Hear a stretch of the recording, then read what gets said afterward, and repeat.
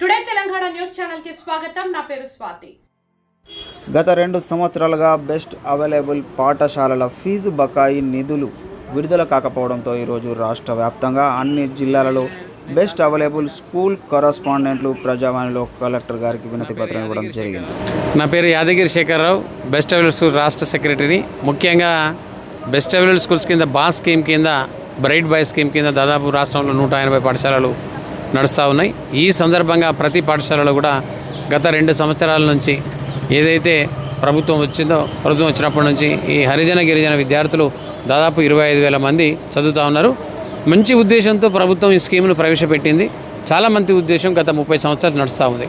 ముఖ్యంగా ఈరోజు ఆ స్కీము నిర్వీర్యం అవ్వబోతున్నది. కారణం ఏంటంటే దానికి నిధులు ఇవ్వకపోవడం, అంటే ఏదైతే మన ఆ స్కీమ్ కింద రావాల్సిన డబ్బులు ఏవైతే ఉన్నాయో చెల్లించకపోవడం. దురదృష్టకరం ఏంటంటే ఈ పిల్లలందరికీ కూడా చక్కని విద్యను అందిస్తున్నాం. మంచి పాఠశాలలు కార్పొరేట్ కన్నా మిన్నగా ఇస్తున్నాయి బడ్జెట్ స్కూల్స్.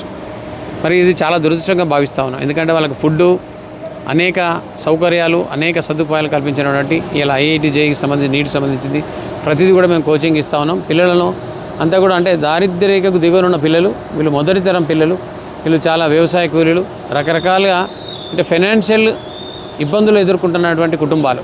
మరి అలాంటి కుటుంబాలను చేరదీసి వారికి సంబంధించిన డబ్బును పాఠశాల మేనేజ్మెంట్కి ఇవ్వకపోవడం వల్ల వాళ్ళందరికీ కూడా డ్రెస్సులు ఇవ్వాలి, నోట్బుక్స్, టెక్స్ట్ బుక్స్, అలాగే డైరీ, అలాగే షూ, ఇవన్నీ మెయింటైన్ చేయాలి. ఫుడ్, అకామిడేషన్, చదువు, మరి ఇవన్నీ ఎక్కడి నుంచి వెళ్తాయి? కరెంట్ బిల్ కట్టాలి, అది కూడా కమర్షియల్ ఉంటుంది.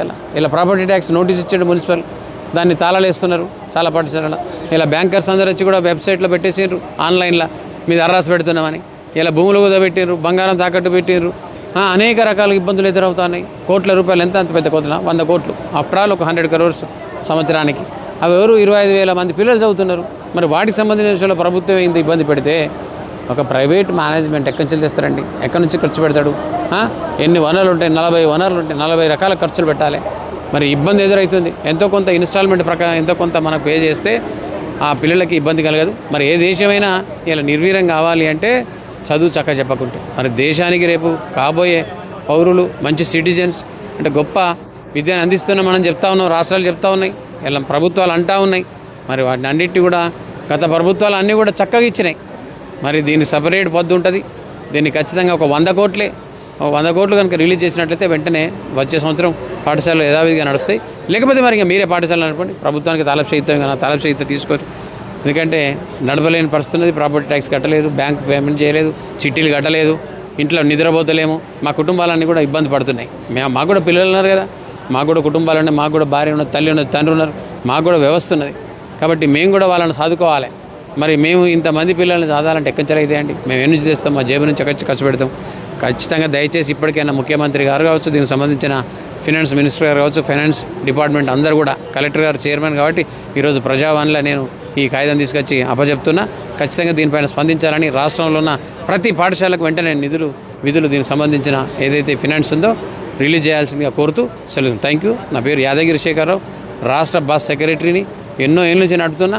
నా దాదాపు 15 ఏళ్ళ నుంచి హరిజన గిరిజన విద్యార్థులను ఈరోజు ఇట్లా క్షోభ పెట్టడం దురదృష్టకరమైంది. ఒక రాజ్యాంగం రాసిందండి ఇంత చక్కగా బిలో పవర్టీ లైన్ పిల్లల్ని చేరదీసి మంచి విద్యను అందించమని. ప్రభుత్వం ఈరోజు పెట్టిన ప్రవేశ పథకాన్ని ఈ హరిజన గిరిజన విద్యార్థులను ఈ రకంగా ఈ రకంగా క్షోభ పెట్టి మంచిది కాదు. పాఠశాలలను కూడా ఇబ్బంది పెట్టడం మంచిది కాదని తెలియజేస్తూ సెలవు. Thank you.